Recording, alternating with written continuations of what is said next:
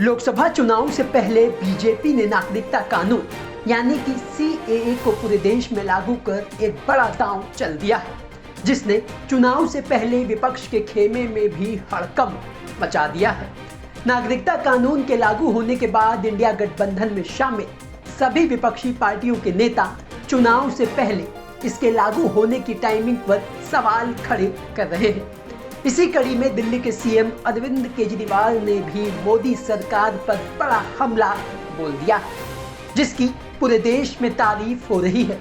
अब ऐसा अरविंद केजरीवाल ने नागरिकता कानून के लागू होने के बाद क्या कहा, वो आपको हम बताते हैं।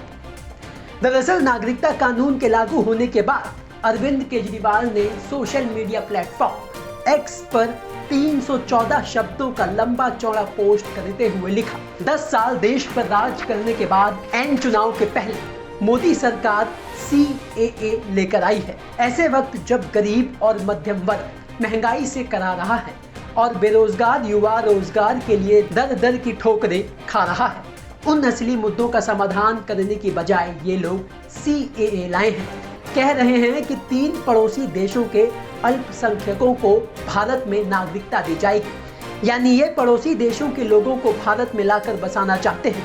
क्यों? अपना वोट बैंक बनाने के लिए।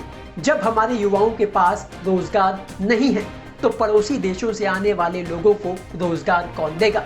उनके लिए घर कौन बनाएगा? क्या बीजेपी उनको रोजगार देगी? क्या बीजेपी उनके लिए घर बनाएगी? पिछले 10 सालों में 11 लाख से ज्यादा व्यापारी और उद्योगपति इनकी नीतियों और अत्याचारों से तंग आकर देश छोड़कर चले गए। उन्हें वापस लाने की बजाय ये लोग पड़ोसी देशों के गरीबों को लाकर भारत में बसाना चाहते हैं। क्यों? सिर्फ अपना वोट बैंक बनाने के लिए। पूरा देश CAA का विरोध करता है। पहले हमारे बच्चों को नौकरी दो, पहले हमारे लोगों को घर दो, फिर दूसरे देशों के लोगों को हमारे देश में लाना। पूरी दुनिया में हर देश दूसरे देशों के गरीबों को अपने देश में आने से रोकता है, क्योंकि इससे स्थानीय लोगों के रोजगार कम होते हैं। बीजेपी शायद दुनिया की अकेली पार्टी है जो पड़ोसी देशों के गरीबों को अपना वोट बैंक बनाने के लिए ये गंदी राजनीति कर रही है।